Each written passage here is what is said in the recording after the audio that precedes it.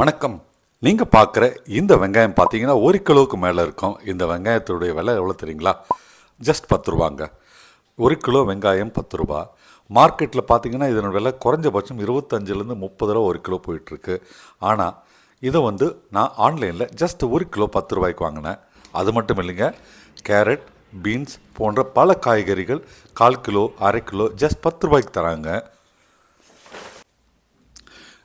நீங்கள் பார்க்குற இந்த உருளைக்கிழங்கு 1 கிலோ வாங்கினா 1 கிலோ ஃப்ரீ. 40 ரூபாங்க இருந்த 1 கிலோ ரேட்டு. ஸோ எனக்கு எஃபெக்டிவாக 1 கிலோ 20 ரூபாய்க்கு கிடச்சிருக்குங்க. இந்த மாதிரி விதவிதமான காய்கறிகளும் பழங்களும் எல்லாமே பார்த்திங்கன்னா ரொம்ப கம்மி ரேட்டில் ஆன்லைனில் இப்போ கிடைக்க ஆரம்பிச்சிருக்கு. இது பார்த்திங்கன்னா 10 ருபீஸ் கார்னர்ன்ற பேரில் பிக் பாஸ்கெட் ஆப்பில் விற்கிறாங்க. நான் இது வீட்டை விட்டு வெளியிலே போலிங்க. எனக்கு இந்த ஐட்டங்கள் எல்லாமே இந்த ஒரு அழகான பேக்கில் ரொம்ப நீட்டாக பேக் பண்ணி, ரொம்ப சுத்தமான காய்கறி, ரொம்ப ஃப்ரெஷ்ஷான காய்கறி. அது தவிர கொத்தமல்லி, கருவேப்பிலை, புதினா போன்ற ஐட்டங்கள் எல்லாமே ரொம்ப ஃப்ரெஷ்ஷாக இருக்குங்க. வாழைப்பழம் கூட பார்த்திங்கன்னா 1 கிலோ வாழைப்பழம் 5 பழம் ஜஸ்ட் 10 ரூபாய்க்கு கொடுத்துருக்குறாங்க. இந்த மாதிரி கம்மி ரேட்டில் நீங்களும் காய்கறி வாங்கணும், இல்லை மற்ற கிராசரி ஐட்டங்கள்லாம் வாங்கினா பிக் பாஸ்கெட் ஆப்பை டவுன்லோட் பண்ணுங்கள்.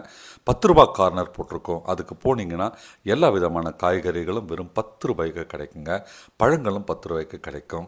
நீங்கள் காலங்காத்தால் ஒரு 6-7 மணிக்கெலாம் போனீங்கன்னா நிறைய ஐட்டங்கள் உங்களுக்கு அவைலபிளாக இருக்கும்.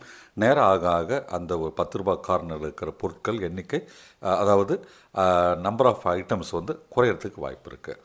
ரெண்டாவது, நீங்கள் 350 ரூபாய்க்கு உங்கள் ஃபஸ்ட் ஆர்டர் போட்டிங்கன்னா 150 ரூபா ஸ்ட்ரெயிட்டாகவே டிஸ்கவுண்ட்டும் இருக்குங்க.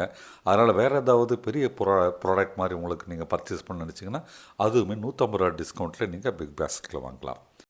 சரிங்க, இந்த மாதிரி கம்மி ப்ரைஸில் கொடுக்கும்போது எப்படி தெருமுனை கடைகளில் சேல்ஸ் ஆகும், ரோட்டோர கடைகளில் எப்படி வியாபாரம் நடக்கும், கார்ப்பரேட் கம்பெனியான பிக் பாஸ்கெட் மட்டும் எப்படி இது சாத்தியம்? இன்றைக்கி மார்க்கெட்டில் பிக் பாஸ்கெட் மட்டும் இல்லைங்க, ஜெப்டோ இருக்குது, ஸ்விக்கி, இன்ஸ்டாமார்ட் இருக்குது, ஜியோ மார்ட் இருக்குது, பிளிங்கெட்னு ஒரு ஆப் இருக்குது, இன்னும் பல ஆப்கள் இருக்குது. கஸ்டமரை பிடிக்கிறதுக்கு இந்த மாதிரி ஆப்கள்லாம் போட்டி போட்டு விலையை குறைச்சி தராங்களா?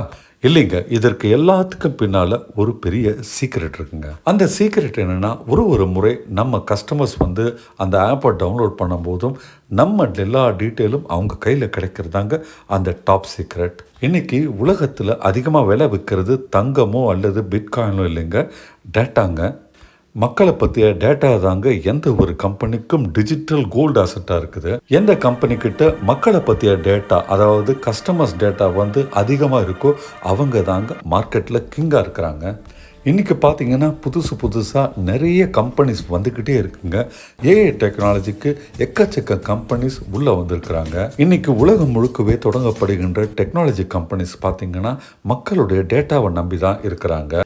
இந்தியா மாதிரி சைனா மாதிரி பெரிய பாப்புலேஷன் இருக்கிற கண்ட்ரியில் டேட்டான்றது ரொம்பவே அதிகமாக இருக்கும்.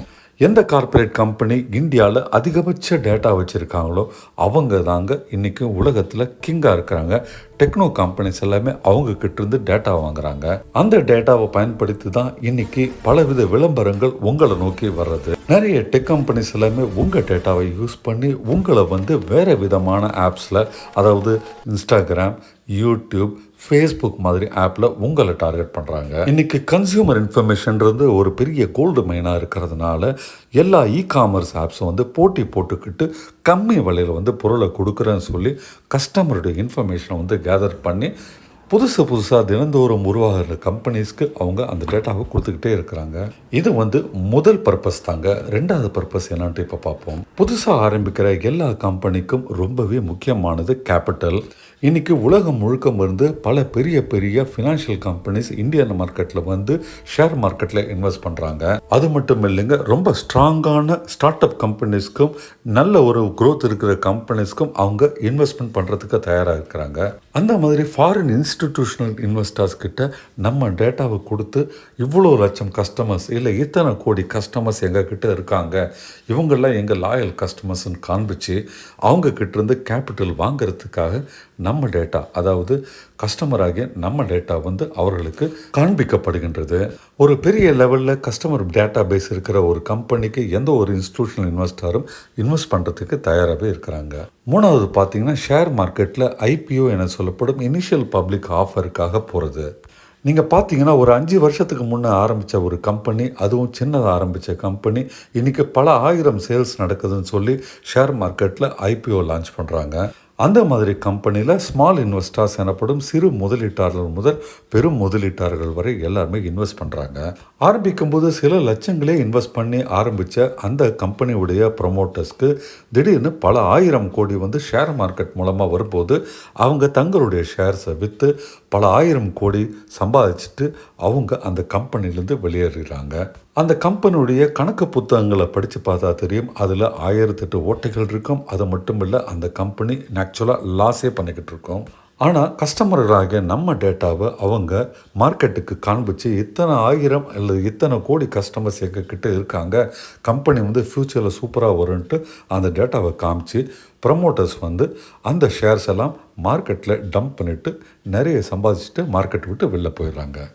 இதெல்லாம் தாண்டி இன்னொரு காரணம் இருக்குங்க. அது என்னென்னா, எதிரி வந்து கதற மார்க்கெட்லேருந்து துரத்தப்படணுன்றதுக்காக கம்பெனிஸ் வந்து பொருட்களை அடிமாட்டு விலைக்கு விற்று எதிரியை வந்து மார்க்கெட்லேருந்து காலி பண்ணுற ஒரு டாக்டிக்ஸ் தாங்க அது.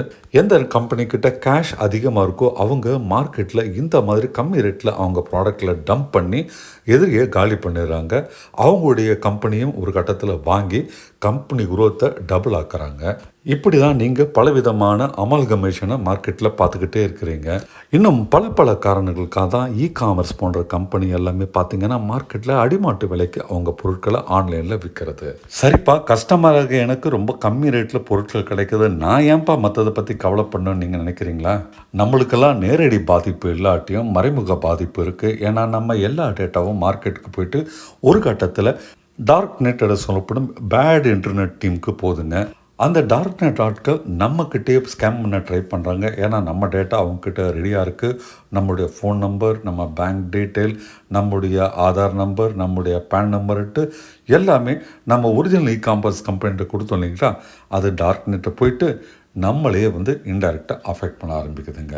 இந்த ஒரு பதிவில் நம்ம பிக் பாஸ்கெட்டோ, ஜெப்டோவோ, பிளிங்கிட்டோ அல்லது இன்ஸ்டாமார்ட்டோ, ஜியோமார்ட்டோ யாரை பற்றியும் நம்ம குறிப்பிட்டு பேசலைங்க. கஸ்டமர்ஸ் ஆகிய நாம் அவேர்னஸோடு இருக்கணும், அதை பற்றிய ஒரு அறிவோடு இருக்கணுன்றதுக்காக தான் இந்த பதிவு நம்ம போட்டிருக்கிறது. இந்த பதிவு உங்களுக்கு பிடிச்சிருக்குன்னா மறக்காமல் லைக் பட்டன் ப்ரெஸ் பண்ணுங்கள். சேனலுக்கு இப்போ தான் ஃபர்ஸ்ட் டைம் வந்திருக்குன்னா மறக்காமல் சப்ஸ்கிரைபும் பண்ணுங்கள். அடுத்த வீடியோவில் உங்களை நான் பார்க்கின்றேன். நன்றி, வணக்கம்.